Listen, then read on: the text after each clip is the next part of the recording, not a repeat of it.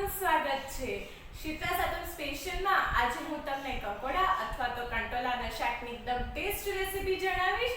જો તમને આ વિડિયો ગમે તો લાઈક અને સબસ્ક્રાઇબ જરૂરથી કરજો અને તમારા ફ્રેન્ડ્સ અને રિલેટિવ્સમાં જરૂરથી શેર કરજો।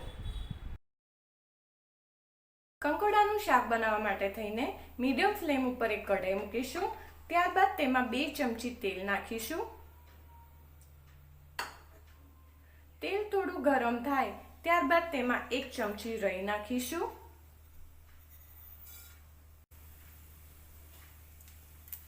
રાઈ તતડે ત્યાર પછી તેમાં અડધી ચમચી હિંગ નાખીશું। ગેસની ફ્લેમ ધીમી કરી દેવી। ત્યારબાદ લીલા મરચાં અને આદુની પેસ્ટ નાખવી। ત્યારબાદ 2 ચમચી સિંગદાણાનો ભૂક્કો। ત્યારબાદ હલાવવું। ધીમા તાપે હલાવતા રહેવું। આમાં સિંગદાણાનો ભૂક્કો બ્રાઉન કલરનો થાય ત્યાં સુધી તેને હલાવતા રહેવું। 2-3 મિનિટ પછી આ ભૂક્કો બ્રાઉન કલરનો થઈ ગયો છે। હવે તેમાં 250 ગ્રામ કંકોડા મેં લીધા છે તે એડ કરીશું।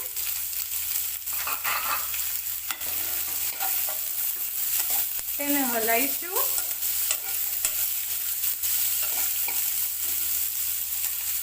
ત્યારબાદ અડધી ચમચી હળદર, 1 ચમચી લાલ મરચું, 2 ચમચી ધાણા જીરું,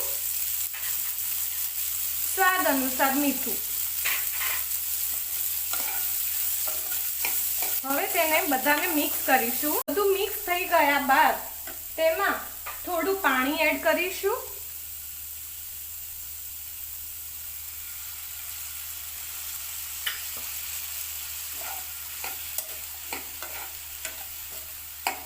આપણે બહુ પાણી એડ નથી કરવાનું, થોડું પાણી એડ કરતા જઈશું અને કંકોડાને ચડાવતા જઈશું।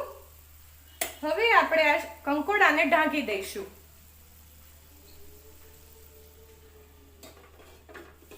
કંકોડા ચડ્યા છે કે નહીં તે ચેક કરીશું।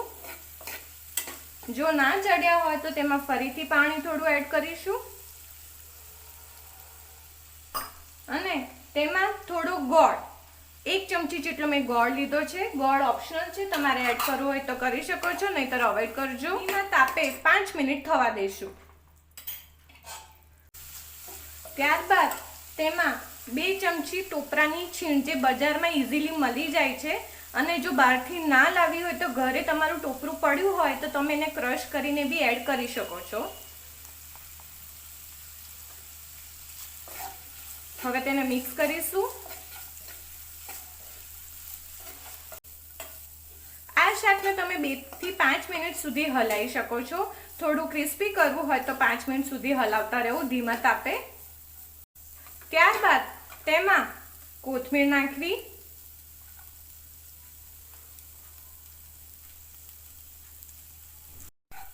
તેને મિક્સ કરી દેવી। કંકોડાનું શાક રેડી થઈ ગયું છે।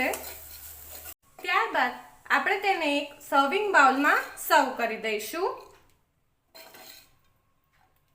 આપણું મસ્ત ચટપટું કંકોડાનું શાક રેડી થઈ ગયું છે। ફ્રેન્ડ્સ, કંકોડાનું એકદમ ટેસ્ટી શાક રેડી થઈ ગયું છે, જે તમે રોટલી ક્યાં તો થેપલા જોડે ખાઈ શકો છો। ફ્રેન્ડ્સ, જો તમને આ વિડીયો પસંદ આવ્યો હોય તો સબસ્ક્રાઇબની જોડે બેલ આઇકન ઉપર ઓલ બટન દબાવજો, જેથી મારા બધા નવા વિડીયો તમને મળતા